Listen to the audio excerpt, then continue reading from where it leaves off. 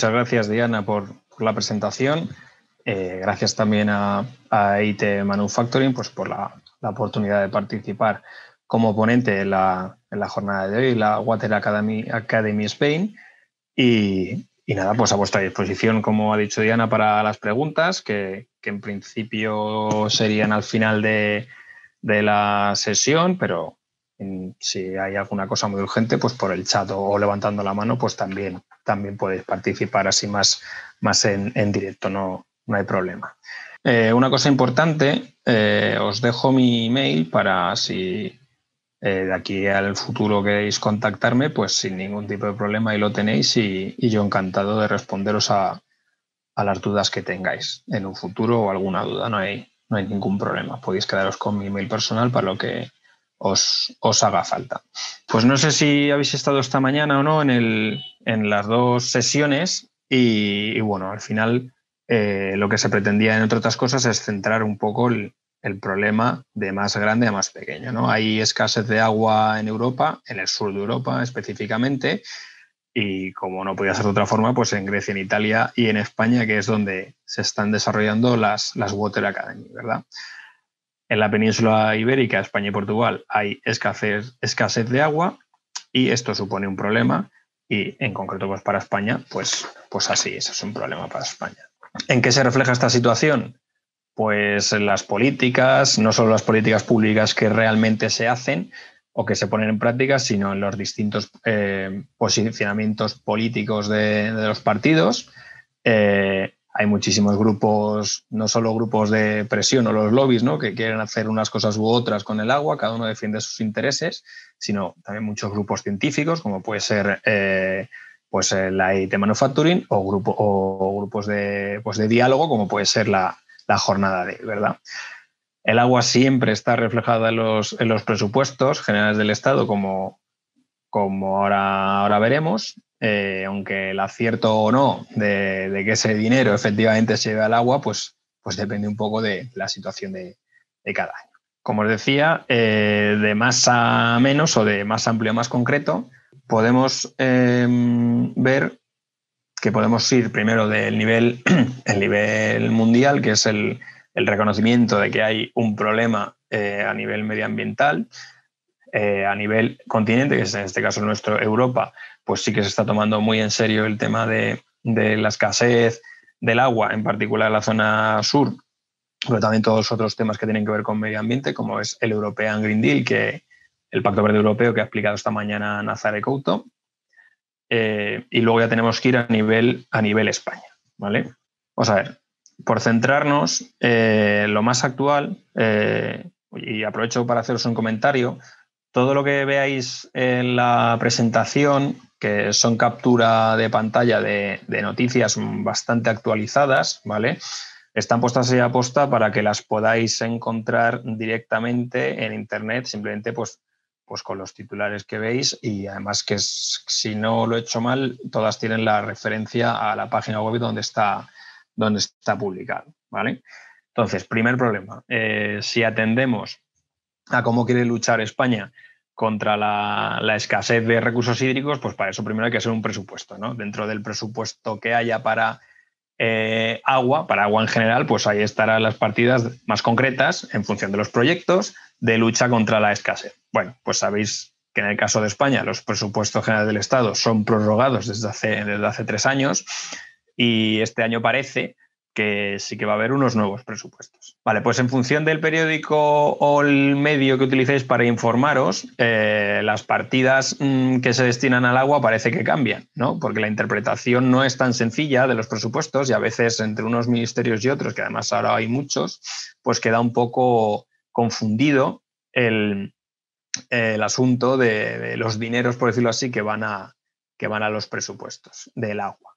Por ejemplo, aquí en 2 de las páginas más conocidas de tema de agua, que son iAgua y El Ágora Diario, pues en unas indican 673 millones, en otras 766 millones, e incluso en otras web, pues directamente se hablaba directamente del discurso se copiaba el discurso de la ministra, que hablaba de mucho más dinero, porque se refería también a otras cosas, más allá de lo que venía reflejado realmente en los presupuestos, ¿no? Entonces, por eso que hay que ser cauto con lo que se va realmente a destinar al agua, porque hay que leer los presupuestos poco a poco, que es un documento un poco árido. No sé si alguna vez os habéis enfrentado a él, pero son como 700 y pico páginas de información a analizar muy despacio. Vale. Los presupuestos se presentaron hace, creo que 2 semanas, si no recuerdo mal. Vale, pero un poco antes, como hace 3 o 4 semanas, se presentó el Plan España Puede, que también, pues como veis ahí el subtítulo de Plan España Puede, recuperación, transformación y resiliencia, ¿vale? Bueno, como sabéis, estamos en una situación, no sé si de pandemia o pospandemia o en qué momento estamos exactamente, pero vaya, que hay un compromiso por parte de la Unión Europea que también se está negociando en Europa para hacer un desembolso especial de ayudas, ya sea directa o en forma de préstamos, a los países socios. España, el gobierno de España presentó este plan, que no sé si habéis podido leer, lo podéis descargar perfectamente en la web del Ministerio, y que no deja de ser una declaración de intenciones, por decirlo así, de por dónde pueden ir los tiros, de cómo se quieren invertir o gastar ese dinero que venga de la Unión Europea, ¿vale? Después de muchas líneas de acción y contenido, por decirlo así, texto, palabras, ¿vale? Al final de todo hay una pequeña tabla Excel en la última página de este documento Plan España Puede, que es la que veis ahí en el centro, ¿no? ¿Qué destacó el gobierno cuando publicó el Plan España Puede? Pues que hay más de un 30% para temas de innovación, transformación digital, etcétera, y si no recuerdo mal, hasta un 37% de inversión verde, o inversión en medio ambiente, o como lo queramos llamar, ¿verdad? Que más o menos es la suma de los puntos 1, 2 y 3, que es lo de agenda urbana y rural, lucha contra la despoblación, que ahora también está en el Ministerio de Medio Ambiente, o transición ecológica, y desarrollo de la agricultura. Punto 2, infraestructuras y ecosistemas resilientes, que hablaremos de ello porque la semana pasada hubo un foro de alto nivel específico de esto, y transición energética justa e inclusiva. Pues sumando eso, aproximadamente sale el 37% del presupuesto. ¿Qué presupuesto hay? Pues el presupuesto son 72.000 millones para el periodo 2021-2023, que en teoría son a fondo perdido, o sea, vienen desde la Unión Europea y no hay que devolverlos. Y luego habría la posibilidad de llegar hasta los 140.000 millones, o sea, otros 68.000, que esos ya serían, se supone, en forma de préstamos. O sea, eso sí que habría que devolverlos.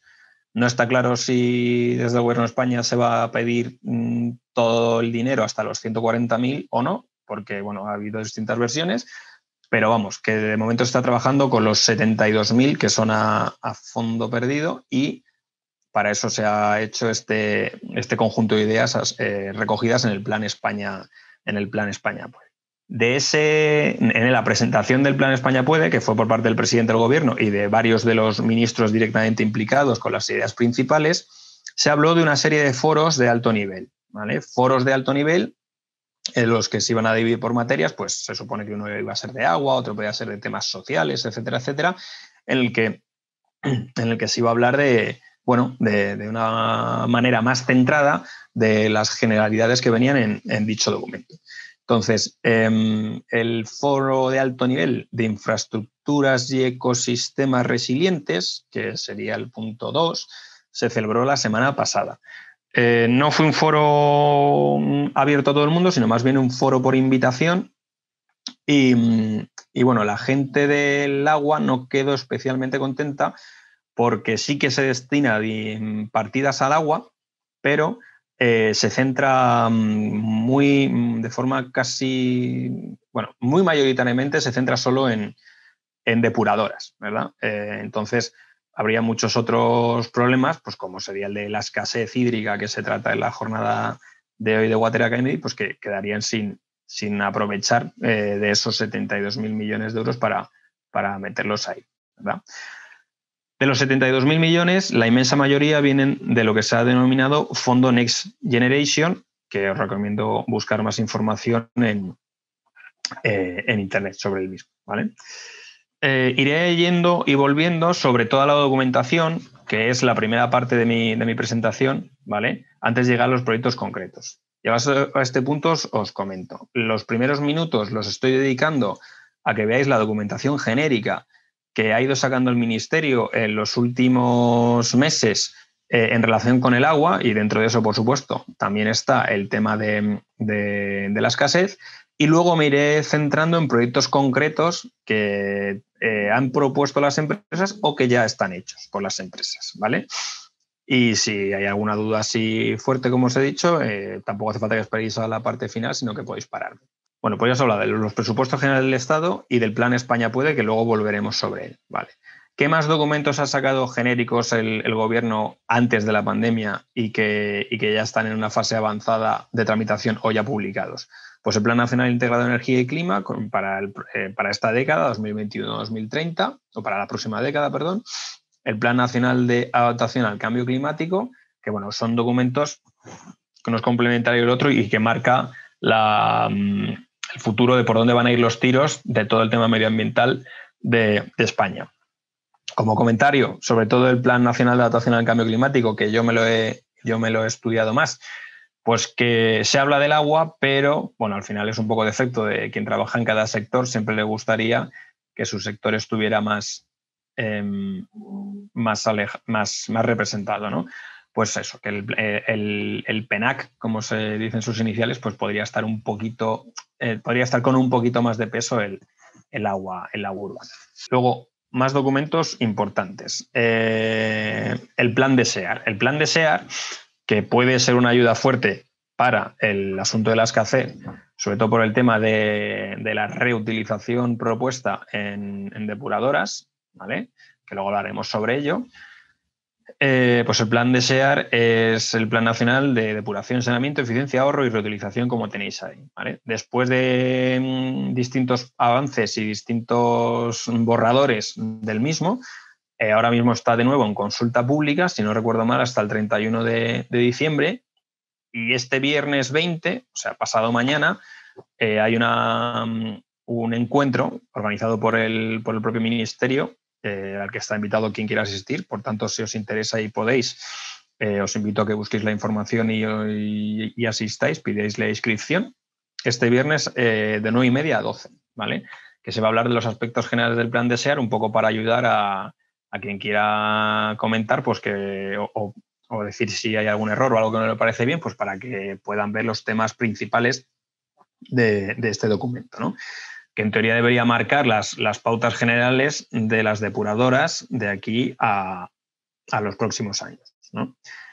También decir que, como sabéis, en España pues estamos recibiendo multas por mala depuración desde hace años. Entonces, el tema de las depuradoras no está resuelto ni siquiera en las grandes ciudades. ¿Por qué? Porque las multas que nos han llegado primero eran de las ciudades más grandes, luego de las ciudades medias, y ahora quedaría por ver el análisis de las pequeñas ciudades y, vamos, los pueblos y las zonas más despobladas, que es donde la depuración suele fallar un poco más. Entonces, las multas de la Unión Europea pueden seguir llegando, y de hecho son multas que hasta que no solucionas el problema, pues no te dejan de cobrar, ¿vale? Entonces, de los grandes núcleos de población, que me parece que en su momento llegó una sanción por 11 de ellos, creo que ya están solucionados hasta 9, pero aún queda por hacer. E insisto que eso es en pueblos en ciudades grandes, quedarían las ciudades medianas y luego ya el análisis de los pueblos más pequeños.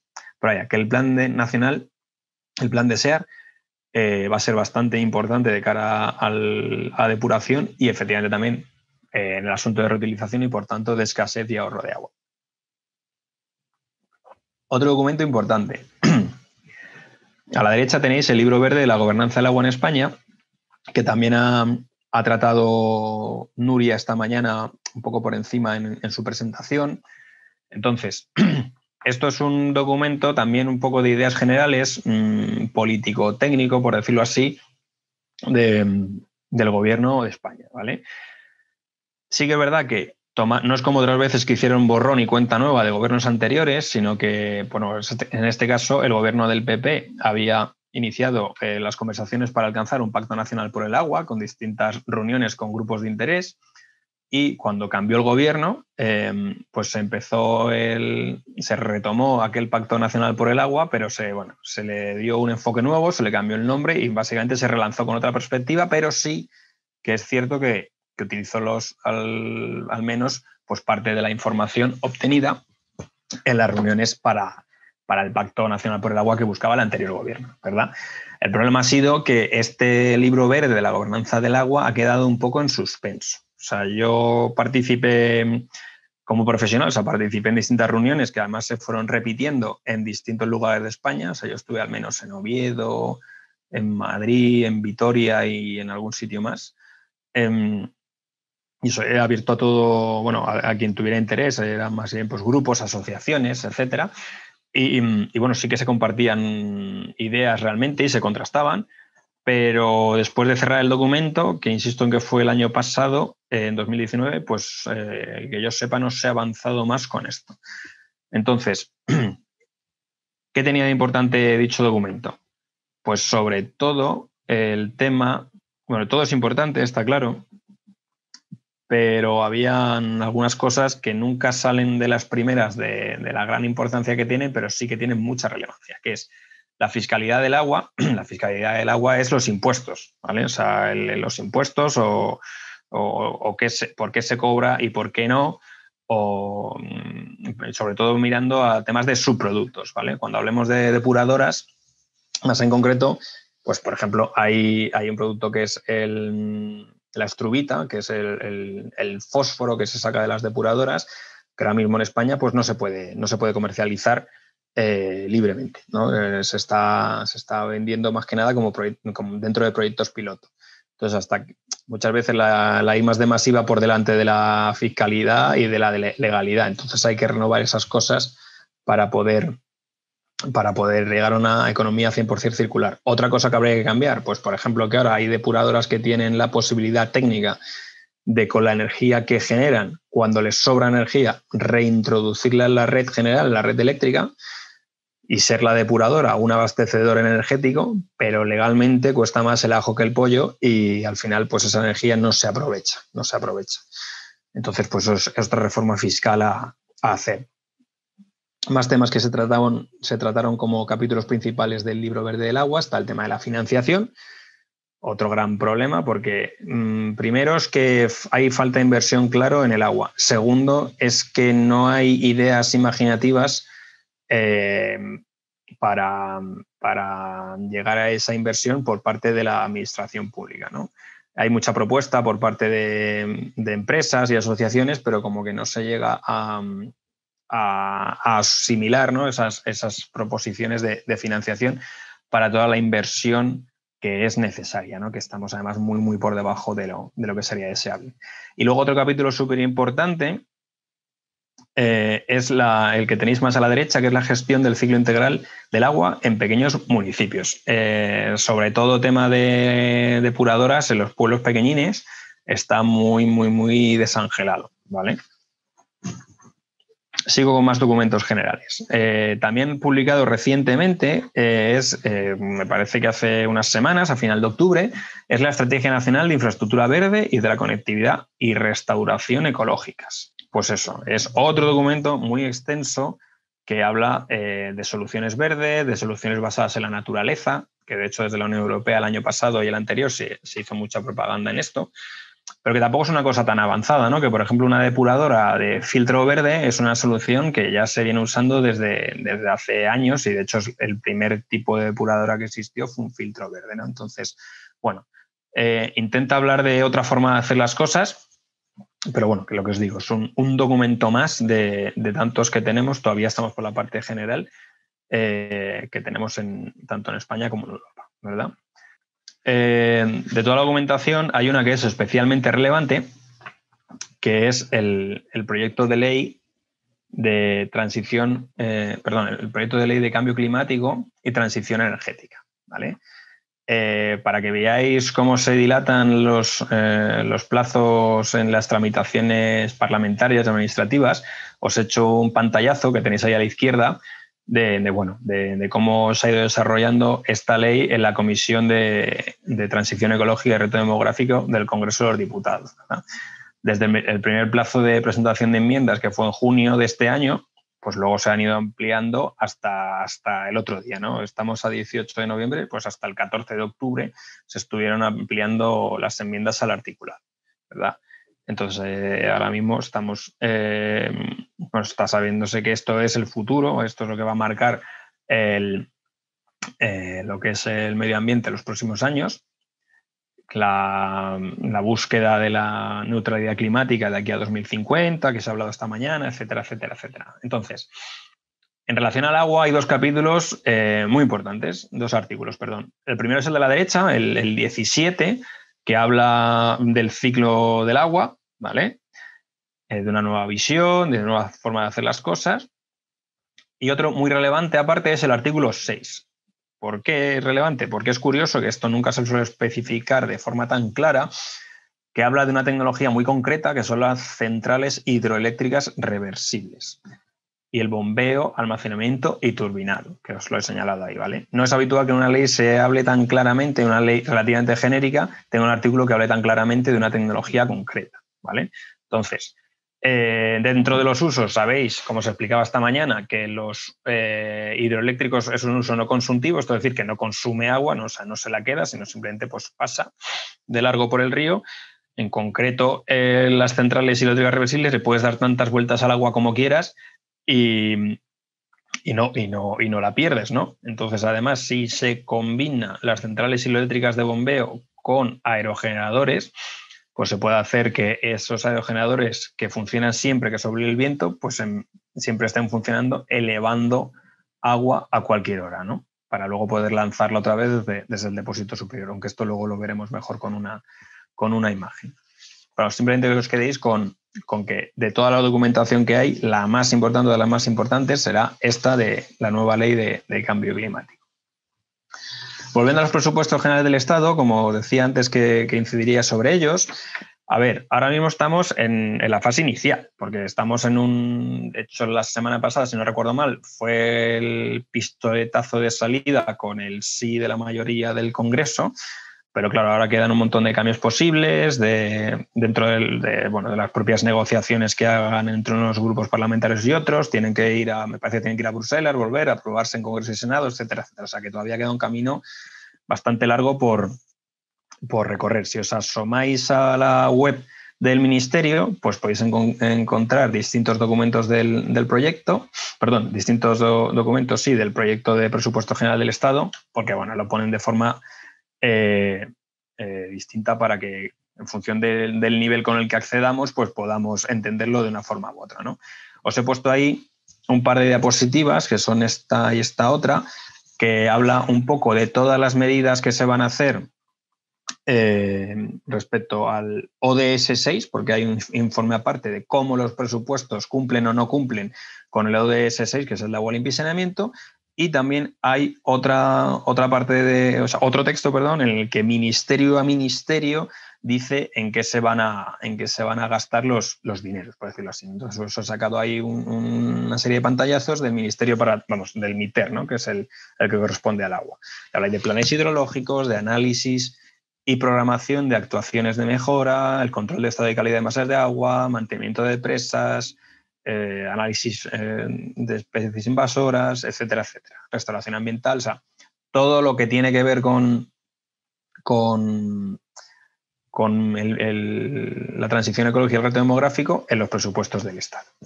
Por resumir, y volviendo un poco a lo que os decía, que no estaba claro cuánto dinero va al agua si no haces un análisis punto a punto, pues por ejemplo, si os metéis en la Dirección General del Agua, en un resumencillo que se sacó del Ministerio, que decía en qué va a qué se dedican todas las partidas presupuestarias, pues habla de hasta 1.779 millones para las confederaciones hidrográficas, 180 millones para la Mancomunidad de Canales del Taivilla, que sería asimilable a una confederación más, 50 millones para sociedades estatales, que son Aquamed y Aquaes, distintos programas de actuación divididos en los planes hidrológicos y el plan de SEAR que os comentaba antes, 520 millones de euros, gestión de infraestructuras, 152 millones de euros, etcétera, etcétera, etcétera.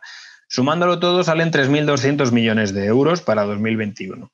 Pero luego en la otra partida que era estrictamente dedicada a actuaciones en agua, pues eran 600 y pico millones de euros o 700 y pico según se hiciera la lectura. ¿Veis?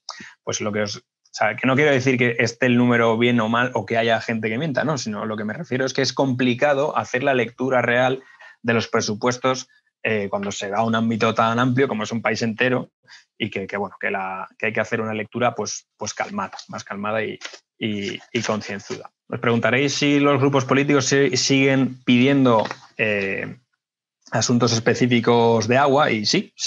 Por ejemplo, pues desde la zona de Murcia siempre se ha sido muy casi beligerante, por decirlo así, aunque no me entendéis mal, con los temas de agua, todos los grupos políticos, porque claro, para la Huerta Murciana es súper importante, sobre todo el tema del trasvase, pero también pues otros grupos políticos pues siguen haciendo peticiones específicas en agua, ¿no? Por ejemplo, os habéis sacado ahí un tuit del diputado del Partido Regionalista de Cantabria en el Congreso, José María Mazón, que bueno, que es ingeniero de caminos como yo, por eso más o menos sí que le hago seguimiento, donde habla específicamente de infraestructuras y en concreto pues hay de infraestructuras hidráulicas, ¿no? ¿Por qué? Porque como partido siempre se habla de los accesos ferroviarios a Cantabria, de la necesidad de reformar las carreteras, sobre todo las antiguas nacionales, los puertos clásicos de entrada a Cantabria, y siempre piden también una nueva forma de entender la relación entre la Confederación del Ebro, la Confederación del Norte, del Cantábrico, perdón, y lo que es la comunidad autónoma, ¿no? Entonces, que es un partido en concreto, os lo pongo como ejemplo, pero que otros hacen igual, que sí que sigue pidiendo cosas muy concretas de infraestructuras y en particular de actuaciones hidráulicas, ¿vale? Por ir concretando ya un poco más en mi presentación, que justo ahora voy por mitad y ya voy a meterme en la parte, después de lo más genérico, a lo más concreto, ¿vale? Continúo. Bueno, como os digo, las noticias que os he ido poniendo las podéis encontrar tal cual en las web que os indico, en la captura de pantalla y con el nombre que aparece. Yo escribo en distintas revistas del sector y también tengo un blog en IAGUA. Entonces, pues así como algunas reflexiones a todo esto que siempre, por desgracia, son útiles, bueno, pues eso que escribí hace unos meses, de confederaciones hidrográficas sin dinero no hay medio ambiente. Con esto me refiero a que por mucho que hablemos de medio ambiente, de inversión en agua, etcétera, etcétera, si al final los dineros pues no llegan, es que no se puede hacer nada. De hecho, una queja habitual de la planificación hidrológica es que periodo tras periodo, que son periodos de 6 años, ahora estamos en el 2015-2021 y el próximo es el 2022-2027, se comprueba que la ejecución de obras, actuaciones, etcétera, pues está en el torno del 15, el 20% de lo que se había planteado. ¿Qué pasa? Que eso que no se ha ejecutado en un periodo se acumula para el siguiente. La queja del sector implicado es que no tiene sentido hacer una planificación cuando se sabe que el 20% de esa planificación es lo único que se va a hacer, dejando sin ejecutar el 80%, contando que queda el 80% de la planificación anterior que tampoco se hizo, ¿no? Entonces, por eso que por mucho que escribamos, digamos y digamos que vamos a hacer, pues al final si no hay dinero no se puede hacer, vaya, no se puede ejecutar nada. En paralelo, en la noticia de la derecha, que esta es de finales de septiembre, pues hice una recopilación de todo lo que en el último mes de verano, o sea, agosto y principios de septiembre, se había publicado en cuanto a inversión pública por parte de las distintas comunidades autónomas, ¿vale? Son simplemente anuncios de las comunidades autónomas diciendo la inversión que iban a hacer en agua, ¿vale? En medio ambiente y en particular en agua. Entonces veis ahí hasta 120 millones de euros de Castilla y León, destinado a municipios pequeños entre 500 y 2.000 habitantes, 675 millones desde Galicia, una gran inversión en Valencia, hasta 900 millones en Andalucía, 77 en Murcia, 40 millones aprobados, en este caso por el Ministerio, para los municipios ribereños de Entrepeñas y Buendía, para Castilla-La Mancha, etcétera, etcétera, ¿no? Y pues hoy mismo se ha anunciado inversión, he leído en el Ayuntamiento de Estepona, en Málaga. Hace poco se hizo un acuerdo entre el Estado, el Canal Isabel II y el Ayuntamiento de Madrid para la reforma integral de las depuradoras más grandes de la ciudad, etcétera. O sea que anuncios de inversión hay muchos, lo que pasa es que luego al final esa inversión se retrasa, pasa algo o entramos en crisis, como nos pasó hace unos años y puede que nos pase otra vez ahora, y no se llega a ejecutar porque hay cosas que se consideran más urgentes, ¿no? El problema del agua de grifo y el agua en general es que sigue llegando a nuestras casas y tiramos de la cadena y se va y alguien la limpia. Entonces no hay una conciencia de que algo va mal cuando en casa no vemos nada, ¿no? Si la persona que riega pues abre su pozo y sigue saliendo agua, pues va a ser difícil que sea consciente de que el acuífero está sobreexplotado o no, hasta que de repente no empiece a salir mucha menos agua que salía antes o con mucha peor calidad, ¿no? Entonces, por eso los problemas del agua a veces no son tan inmediatos y por tanto son difíciles de hacer sensibilización con la gente implicada, que al final somos todos, ¿no? Porque todos somos usuarios del agua de una u otra forma. Problemas concretos. Aterrizando, lo que os decía de los dineros, según un estudio de las asociaciones principales de españolas, que acogen empresas de todos tipos, grandes, pequeñas, públicas, privadas y mixtas, y también servicios públicos, etcétera, etcétera, que serían AEAS y AGA, pues hay un déficit para la próxima década de inversión en agua urbana. Os hablo en este caso específico del agua urbana, no agua en general. Pues solo para el agua urbana, como ejemplo, hay un déficit calculado por las principales asociaciones de la mitad, o sea, del 50%, ¿vale? Que es lo que tenéis ahí en la imagen en rojo. O sea, serían necesarios 50.000 millones y hay un déficit de 25.000, ¿vale?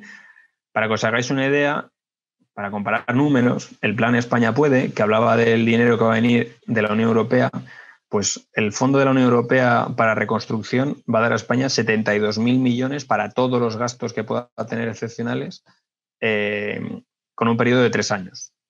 Solo el agua urbana, o sea, no todo el agua, solo el agua urbana, para un periodo de 10 años en este caso, necesita 50.000 millones.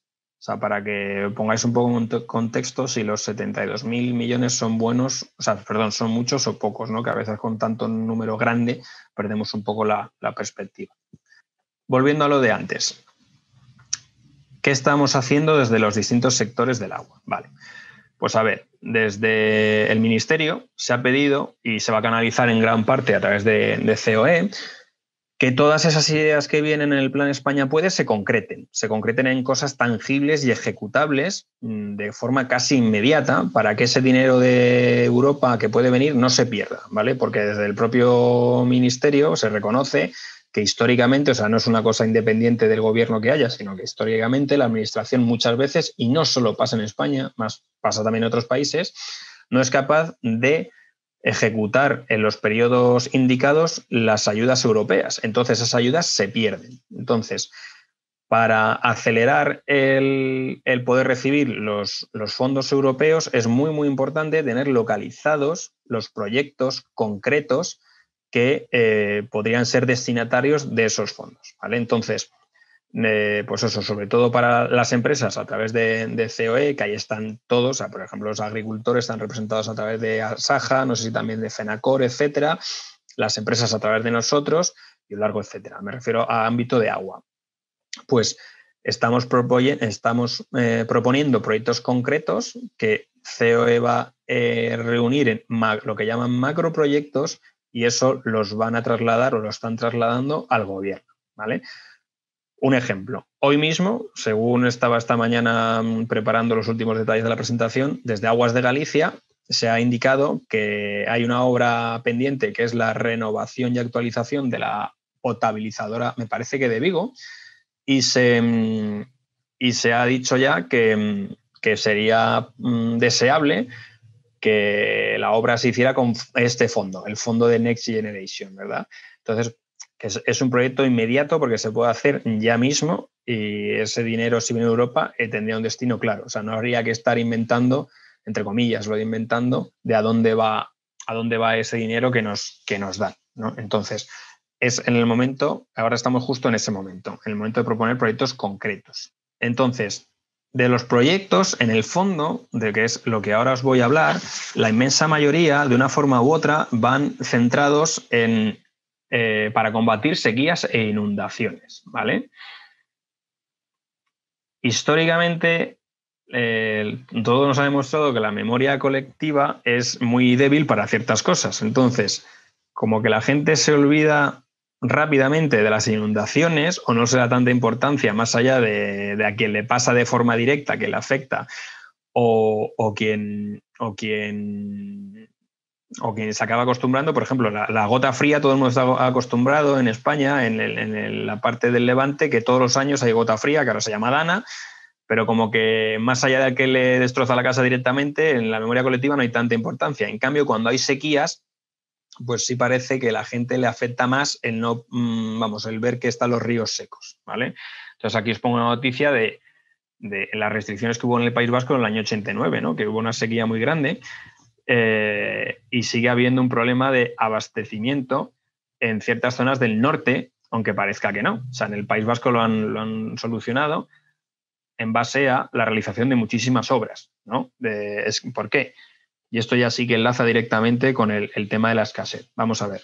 En el norte de España llueve muchísimo, pero lo dicen los propios responsables de las zonas nortes de los asuntos de agua, que falta regulación. O sea, no hay tantos embalses como hay en otras zonas de España. ¿Por qué? Porque habitualmente siempre hay disponibilidad de agua y además, pues bueno, pues por las características de la zona, pues es complicado hacer embalses en ciertos puntos, ¿no?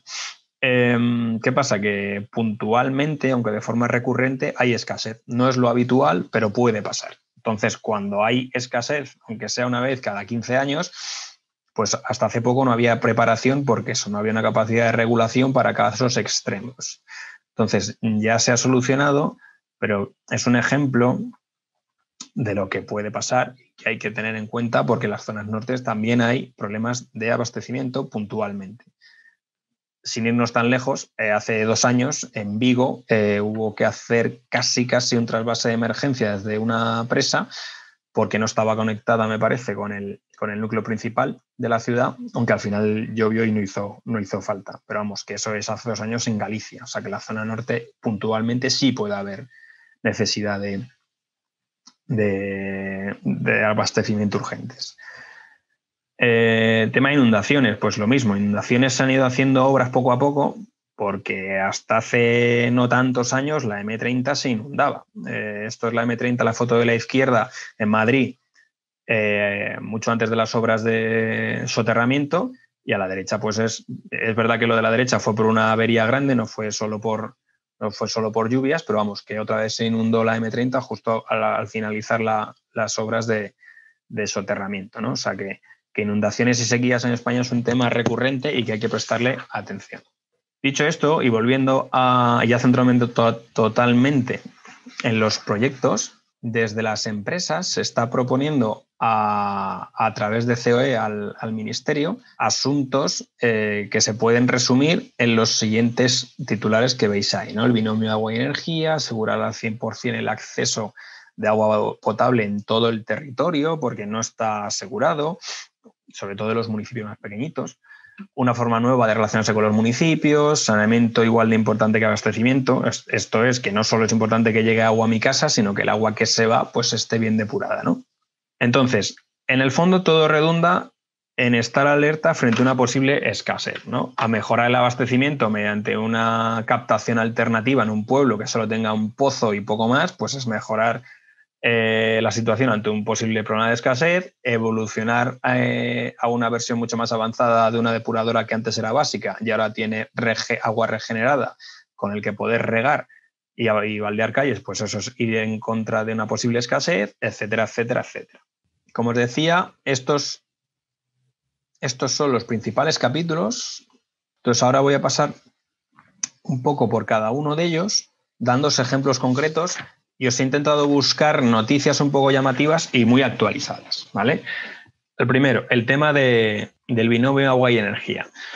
Esto a lo mejor está un poquito más alejado de la escasez, pero en el fondo no. O sea, estamos haciendo que mediante energías totalmente limpias y que no requieran agua para agua de uso consultivo para nada, ¿vale? O sea, ni siquiera ya para torres de refrigeración, como pueden ser las centrales de ciclo combinado o las nucleares, etcétera, sino agua simplemente para producción hidroeléctrica, pues estamos avanzando mucho y todavía se puede avanzar mucho más. ¿Por qué? Porque como tenéis ahí en el tercer punto, el artículo 6 de la nueva ley de cambio climático aboga directamente por las centrales hidroeléctricas de bombeo reversible, ¿vale? Que para que veáis el ejemplo es justo la que tenéis el ejemplo de la muela, de Cortes la Muela en Valencia, que es la imagen central, que se ve claramente la presa sobre el río, el cauce principal abajo, un depósito en la parte superior,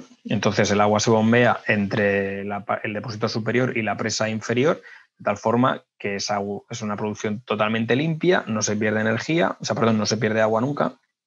Y además el agua es perfectamente utilizable aguas abajo pues, para beber, después del tratamiento adecuado, etcétera, etcétera.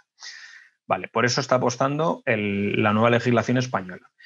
Luego, ahora mismo, aunque me estoy saliendo un poco del tema de la escasez, hay muchas centrales hidroeléctricas antiguas que están caducando. La concesión que tienen a 75 años está llegando a caducar ahora.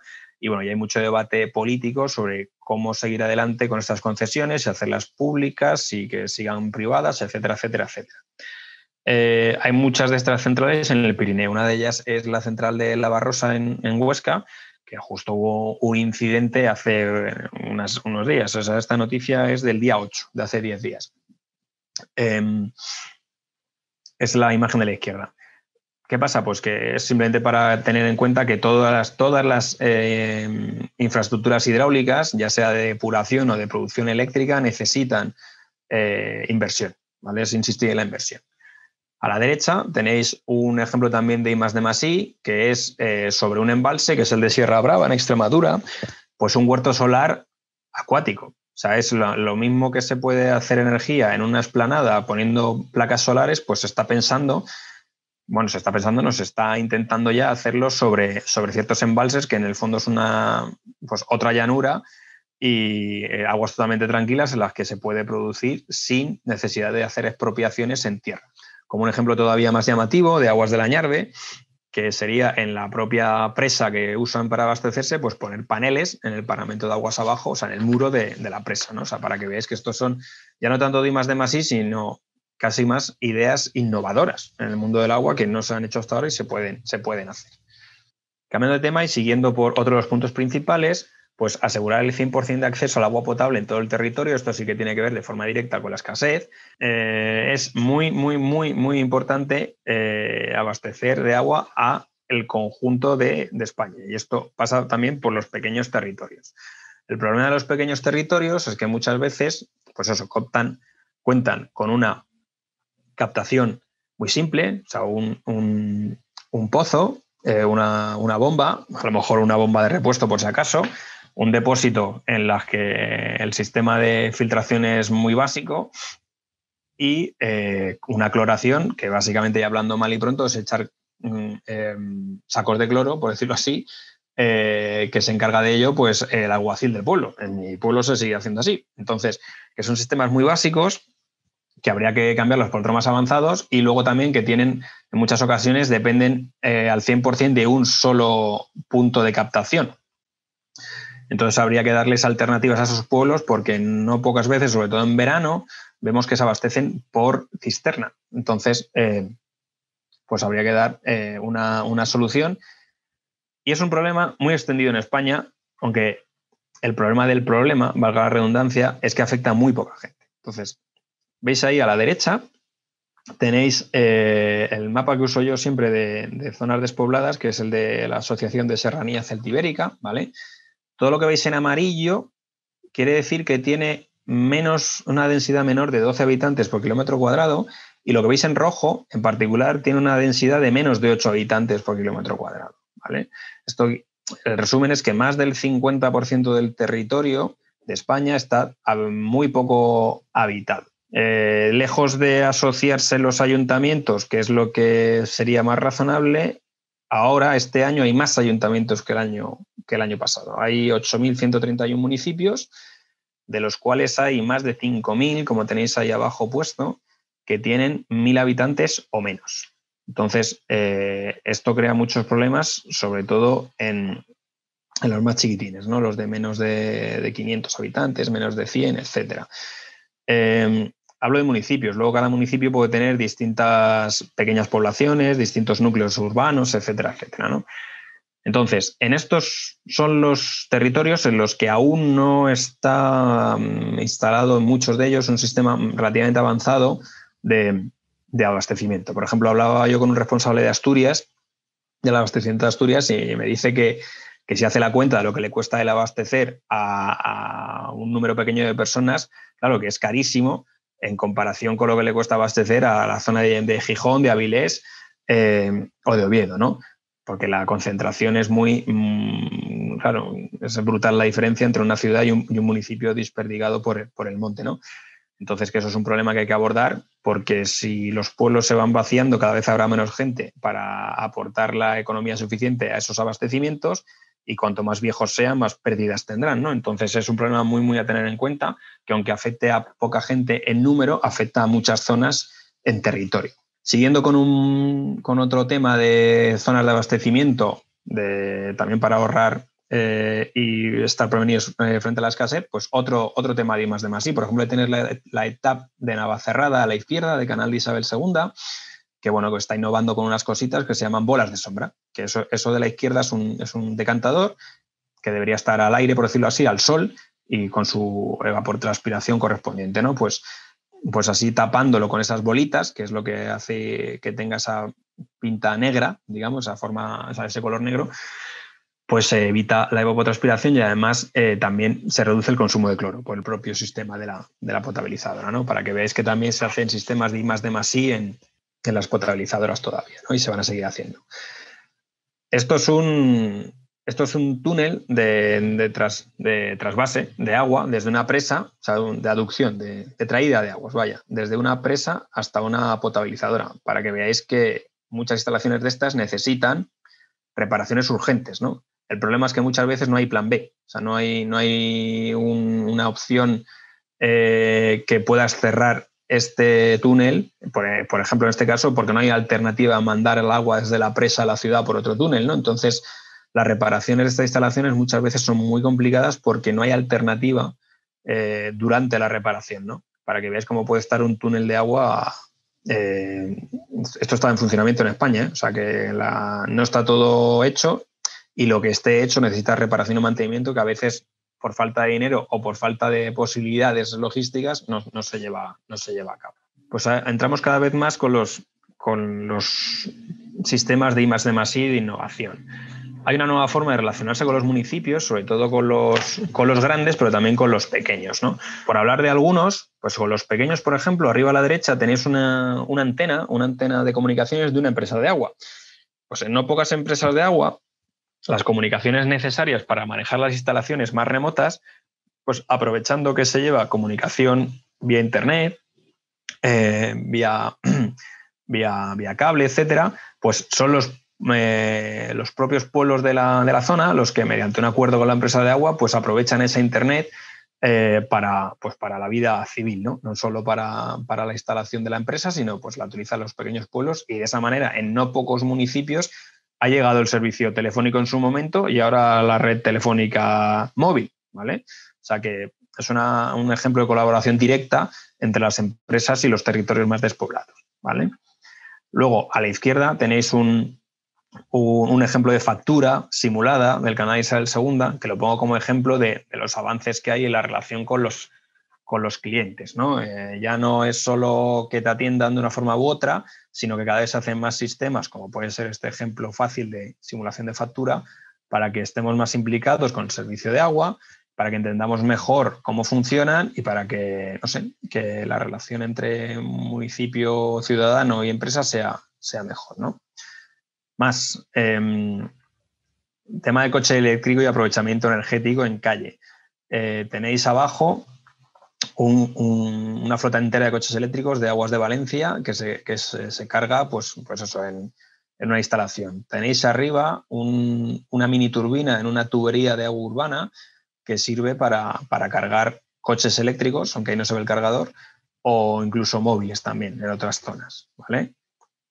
Abajo a la derecha, un ejemplo que sí que tiene que ver con escasez e inundaciones. Eso es el parque inundable de la Marjal en Alicante, que bueno, es un parque aparentemente normal y corriente, pero que cuando llueve pues funciona como tanque de tormentas, ¿verdad? Entonces sirve para prevenir de inundaciones y que un montón de suciedad llegue directamente al mar, como ha pasado en otras ocasiones. Todo lo que voy explicando un poquito rápido, porque ya me estoy acercando a la hora, luego si queréis en la fase de preguntas me preguntáis sin problema. A ver, saneamiento igual de importante que el abastecimiento, efectivamente, porque normalmente los pueblos, sobre todo, se centran en que, claro que lo más importante es que llegue agua a sus habitantes, ¿no? Pero muchas veces se descuida el sistema de saneamiento, ¿verdad? En muchos pueblos pequeñines, de momento, lo único que hay es un traslado de las aguas desde el centro del pueblo al cauce más cercano sin ningún tipo de depuradora o con una depuradora absolutamente obsoleta. Y eso sigue pasando en España en muchos sitios. Y además a veces en pueblos que no son tan pequeños, ¿eh? No hay que echar solo la culpa a algunos pequeños municipios. Entonces, es importante invertir en esto. ¿Por qué? Porque también tiene que ver con escasez. Si nosotros estamos haciendo que el agua que tenemos en superficie se deteriore por contaminación difusa, sobre todo en relación al tema de los nitratos de agricultura, o que se deteriore ese agua en superficie y también subterránea por un mal uso o una nula depuración de las aguas residuales urbanas, pues estamos haciendo que el poco agua que tenemos encima esté contaminada y dificulte mucho su uso o encarezca su potabilización, ¿no? Y eso en el fondo redunda también en la escasez. Por eso lo es importante tener en cuenta que es súper, que tiene que ser prioritario proteger la salud de los cauces, ¿no? Del agua que circula por ellos para no deteriorar su calidad y que redundaría al final en escasez. Aquí es donde más se puede trabajar, o uno de los sitios donde más se puede trabajar dentro del ciclo del agua urbana, en este caso, vuelvo a decir, para el tema de proteger a la gente de la escasez, ¿no? Entonces, se está cambiando el concepto de depuradora, se está yendo incluso a un nuevo término que es biofactoría, que usan ya algunas empresas, ¿no? Entonces, en una depuradora lo que entra es agua sucia, agua contaminada o agua que transporta contaminación. Y de ella podemos sacar agua depurada, agua regenerada, energía, biocombustible, abono para agricultura, electricidad para cargar flotas de coches, incluso se podría introducir en la red general de electricidad, etcétera, etcétera, ¿no? Entonces, hay muchos proyectos diferentes de las empresas de agua para poder evitar esa pérdida de recursos, ¿no? Y hacer que la depuradora, más que una planta de desechos como era antiguamente, pues sea pues una planta de revalorización de todo lo que puede ofrecernos el agua, ¿no? O sea, lo que tengo que comentaros ahora, que es la última parte de la presentación, justo para estos 10 minutillos, son distintos proyectos concretos, ¿vale? De I+D+I en el sector del agua urbana, ¿vale? Entonces, a ver, por ejemplo, y además son proyectos algunos de empresas concretas, como tenéis ahí la depuradora de Granada, si no recuerdo mal, que tenéis a la izquierda, y la depuradora creo que es de Chiclana de la Frontera a la derecha, si no recuerdo mal, ¿vale? A ver, el concepto de biofactoría dice eso, ¿no? Que de una instalación depuradora antiguamente concebida como sitio de desechos y poco más, hay que cambiar el concepto y tener presente que es un centro de valorización de residuos, ¿vale? Entonces, ¿qué queremos hacer con las depuradoras? Pues que, por supuesto, tengamos el agua de la mayor calidad posible para devolver al cauce, pero que aprovechemos y hagamos el máximo posible por reutilizar el agua siempre que sea necesario. Por ejemplo, creo que en Murcia, entre agua desalada y agua reutilizada de las depuradoras, el porcentaje es altísimo, llegando a que casi el 100% del agua que se depura se reutiliza. ¿Vale? Entonces, el ejemplo de Murcia, que es el más claro por el tema de las necesidades hídricas que tienen allí y justo de la escasez hídrica, pues tiene que ser poco a poco ampliable a otras zonas de España. Proyectos de I+D+I que se están usando, por ejemplo, en Chiclana, la imagen de la derecha que veis, el agua verde no es agua, es una forma de generar biocombustible a través de algas. O sea, es un proyecto mucho más largo que os invito a buscarlo en internet, pero para que veáis la cantidad de cosas que dentro de una depuradora se puede hacer. No solo conseguimos regenerar agua, no solo conseguimos depurar agua, sino que también conseguimos biocombustibles, pero a veces lo conseguimos de forma experimental a través de algas, en este caso. ¿Vale? Como os he dicho, en las depuradoras se puede conseguir, a través de la valorización de los lodos, en este caso, se puede conseguir también pues gas que sirva para hacer biocombustible. Entonces es el ejemplo de la depuradora de Guadalajara, que es la que tenéis a la izquierda, que en una planta piloto iban a cargar, me parece que eran 2 coches de la flota municipal, ¿vale? Que iban a, no me acuerdo si a biodiesel o a biogás, pero vamos, que la posibilidad es amplia, ¿no? Ya empieza a haber depuradoras que han instalado cargadores para sus vehículos eléctricos en la propia depuradora, ¿no? Con la energía eléctrica que se genera. Pues también es una opción.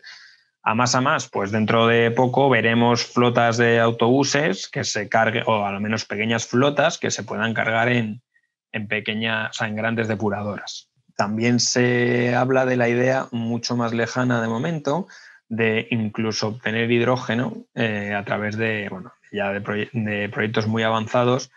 Y este que se anunció, tenéis a la derecha, de la primera hidrogenera de Madrid, yo no he vuelto a tener noticias y esto creo que es del año pasado, pero vamos, que veáis que se sigue investigando.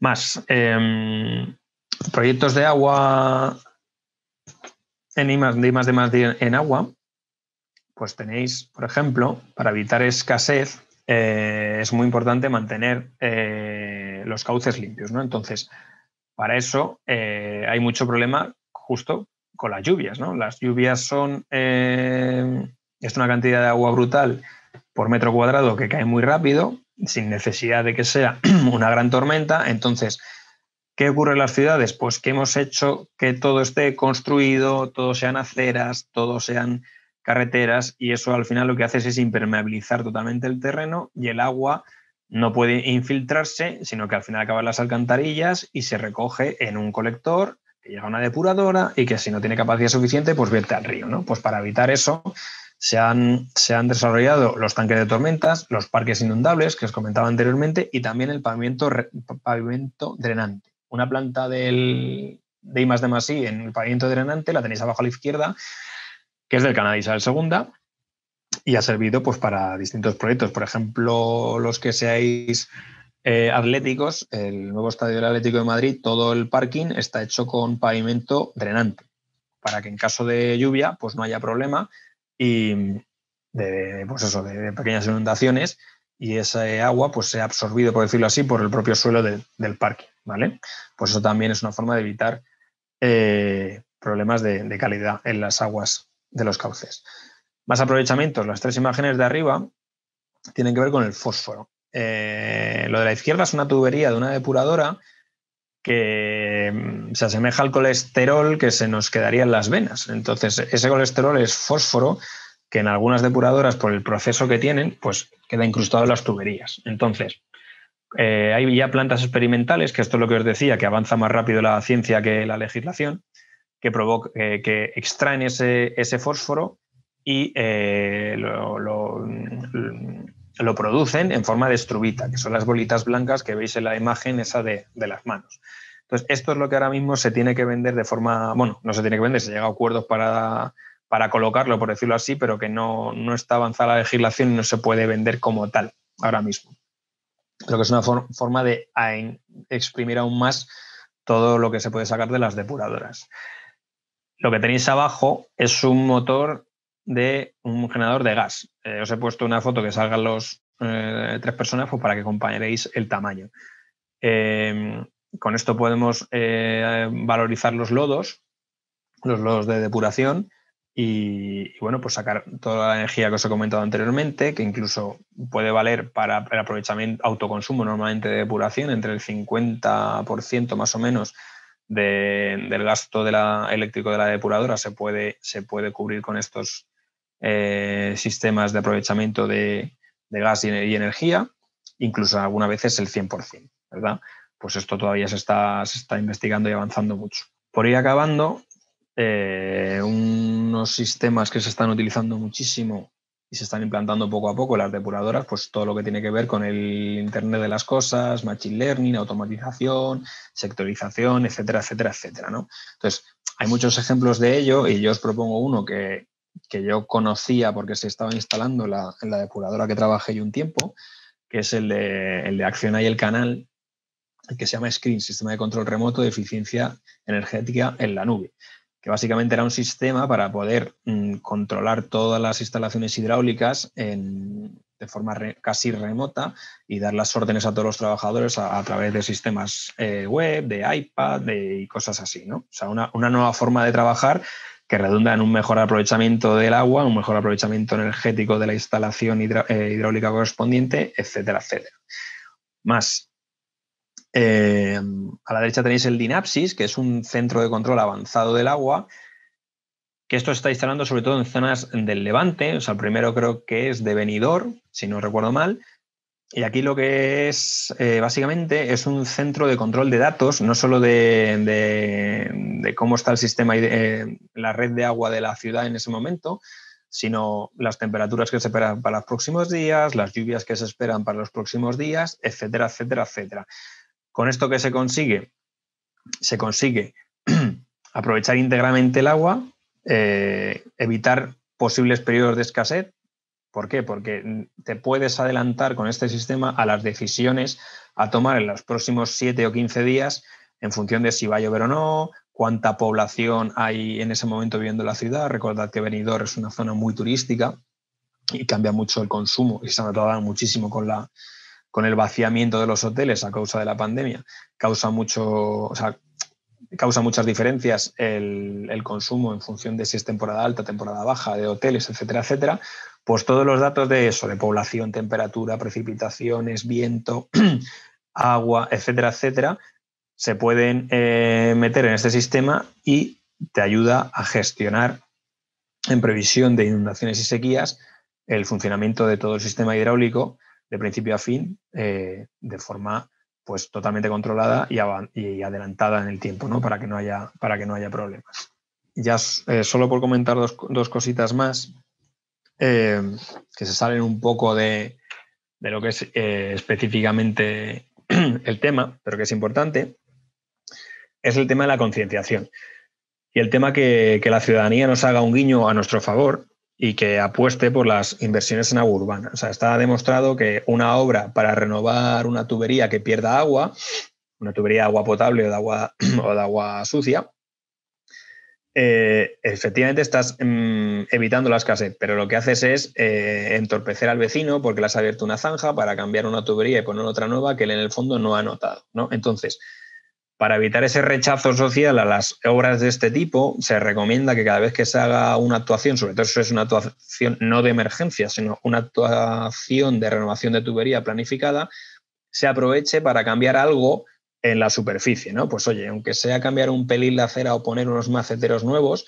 pero que el ciudadano vea que se ha hecho algo en su calle que le ha favorecido, aunque sea estéticamente. Esto parece así como muy poco ingenieril, por decirlo así, o científico, pero es que hay que ayudar a que la gente se conciencie y que apoye la inversión en estas cosas y es una forma de enganchar al ciudadano, ¿no? De decir, oye, mira, cada vez que renuevo la agua urbana, pues también mejoro un poco la calle, tanto por arriba como por abajo, ¿no? Pues eso, de ir el urbanismo puro y duro que vaya en línea con las inversiones en agua urbana. Y luego ya como detalle, también para involucrar más al ciudadano, pues hacer un sistema de, no sé, de infraestructuras auxiliares, aprovecharlas para turismo, sobre todo también hacer alianzas entre cultura y turismo y zonas despobladas e infraestructura, pues para ayudar a las zonas con menos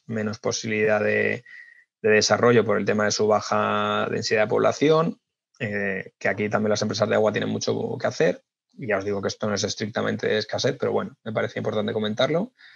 Y poco más. Perdonar si he ido muy rápido la último tramo de la presentación, pero bueno, creo que más o menos he encajado tiempos y si tenéis alguna duda, pues ahora Diana me guía.